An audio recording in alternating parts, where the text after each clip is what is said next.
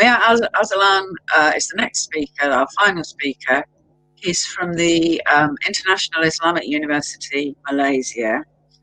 And I gather that he's speaking to us this morning from Malaysia. It was at that university that he did his PhD on the Colonial War in Malaya. And what he's speaking about this morning is the RAF's role in that war. One could describe Malaya of the 1950s, including Singapore, rather the Federation of Malaya from 1948 onward, as a jungle-covered country the size of England with almost 6 million inhabitants. I am honoured to be part of the preservation of knowledge for the RAF and the RAF Museum. I will now briefly speak about the RAF and Malaya as the following constitutes an account of the development of chemical trials during the Malayan Emergency. In a memorandum from the American Secretary of State Dean Rusk to President Kennedy on November 24, 1961, reads, "The use of defoliant does not violate any rule of international law concerning the conduct of chemical warfare and is an accepted tactic of war. Precedent has been established by the British during the emergency in Malaya in their use of helicopters for destroying crops by chemical spraying. This is the puzzle which we will try and unpick today. What were these chemicals? Compound 24D, 24-D and 245-T, each making up half of Agent Orange, has unexplored British routes set during the Malayan Emergency. Agent Orange contains two of these compounds, 24-D and 245-T, and works by provoking plants into frantic growth before they wither and die.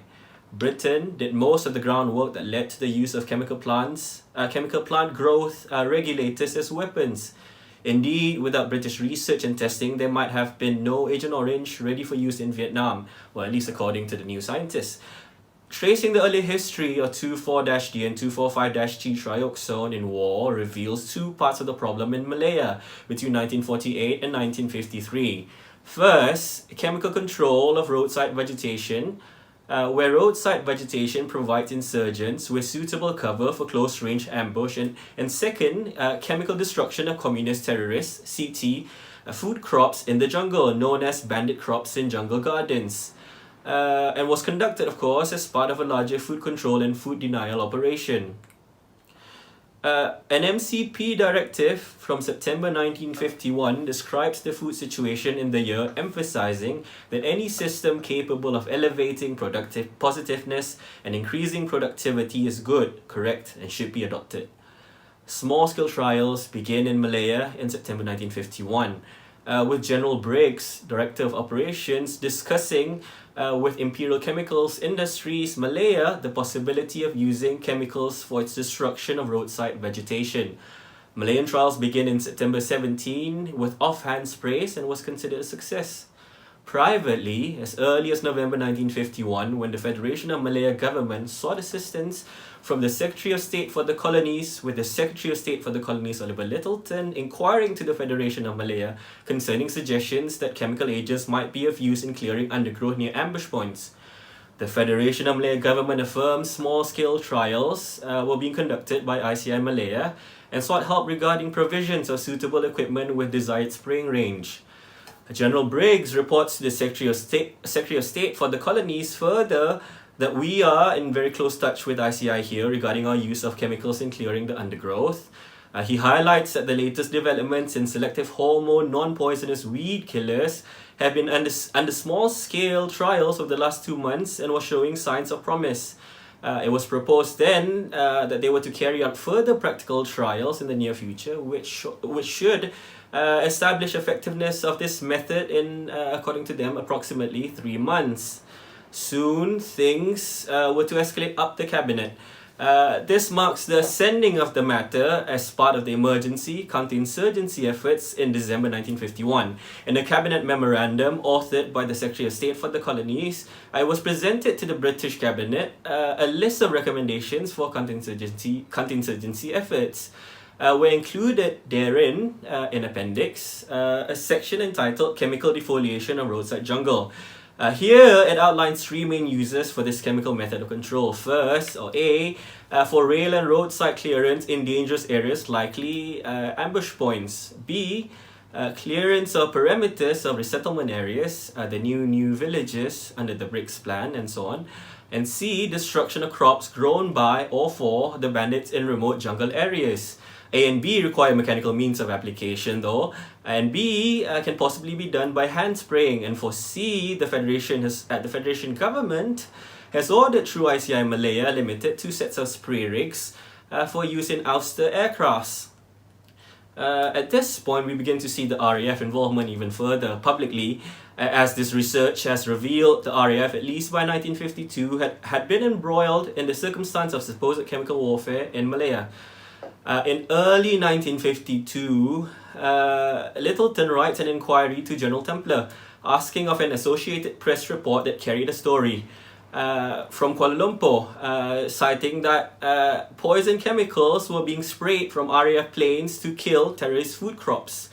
Little cautions that the use of the word poison will of course be taken up by communist propaganda, and that the press are being informed that that ICI are assisting in large-scale trials for destroying vegetation along roads, and doing so employing hormone weed killers in combination with powerful but normal commercial weed killers. Littleton was not aware that air spraying had started, and should like to know that the position and what chemicals are being used. Littleton then advises Templar that it would be well for him to issue a statement locally to remove any doubts that poisons dangerous to humans and animals are being used. To which Templar replies, the words poison and RAF have not been used by local press in this connection. Instead, the Straits Times report refers to future use of duster planes to spray withering chemicals which would destroy terrorist food crops. Templar then states that in response to local inquiries, an RAF statement had been given to the press reading that no poisonous chemicals have been sprayed from RAF planes on terrorist food crops, nor has any such action ever been contemplated. Experiments were, however, being carried out in connection with non-toxic form of weed killers, both for destruction of undergrowth and other vegetation which affords terrorist cover, and for the destruction of terrorist food crops, whether by ground force or from the air. And these chemical weed killers are not dangerous, of course, to animals. It is important to note here, though, that Templar, we know at least supposedly as of then, notes that no experimental spraying by air had been attempted. Templar's concern were, of course, for local security reasons, as well for reasons of possible misinterpretation overseas, thought it was desirable to play down the story. In particular, it would be appreciated, he mentions, if references to Imperial Chemical Industries could be avoided. Otherwise, the company's equipment, of course, engaged in these experiments may become terrorist targets. Now, in the same month, the Far Eastern Air Force issued a statement as well, highlighting that the hormone plant killers harmless to human and animal life had already been used on a number of occasions, that they had their place as a weapon in the armory of the security force, and that the federal government's reported intention to use chemicals to kill vegetation alongside roads in bandit ambush country was a different application of the same weapon. Hitherto, plant-killing chemicals had been dropped on terrorist cultivation areas, inaccessible to ground forces in the form of bombs. These were steel containers which burst and spattered about 4 gallons of chemicals over the area of impact. And what was now visualized, according to the Far Eastern Air Forces, was that spray-fitted ousters would act as flying squads. They would fly to cultivation areas reported by reconnaissance planes or ground patrols. Their spray tanks loaded with chemical solution, of course, and flying low as low as possible. The chemicals would be pumped out through spray nozzles in the form of rain, killing most types of vegetation upon which it fell. The Far Eastern Air Force has emphasized that the use of aircrafts for weed killing, crop testing, and the elimination of insect pests was now quite common in many parts of the world. Specifically designed aircrafts were operated by a number of commercial firms in the services of farmers, estate owners, and the government and different government departments, especially in regions where large areas of one particular type of crop was grown. They explain further that it was very unlikely that aircrafts would be used in the federal government's experiments to kill vegetation along the roadside,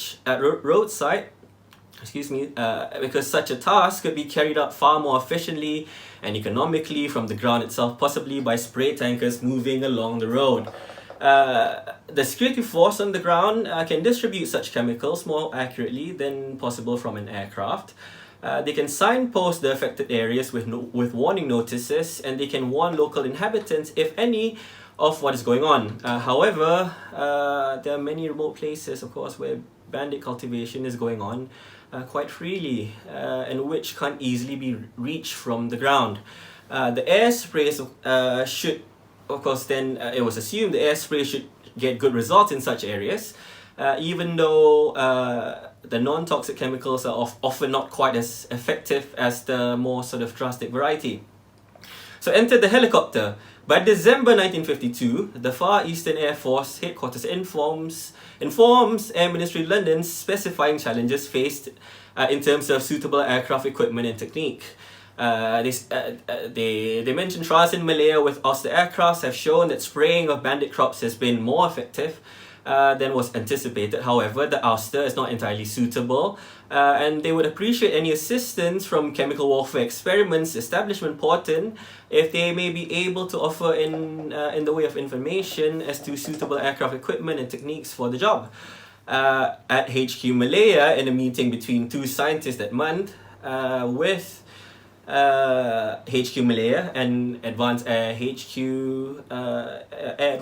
Malaya, it was decided, of course, after an examination of air photos of a typical jungle cultivation, it was considered spraying of such clearings from a normal aircraft was not practicable. They considered that spraying from a helicopter, which could descend below the surrounding tree level and hover or fly very slowly over the clearing, would be more effective. A helicopter is particularly suited for distributing the chemical because the downward pressure and dispersive effect of the rotors.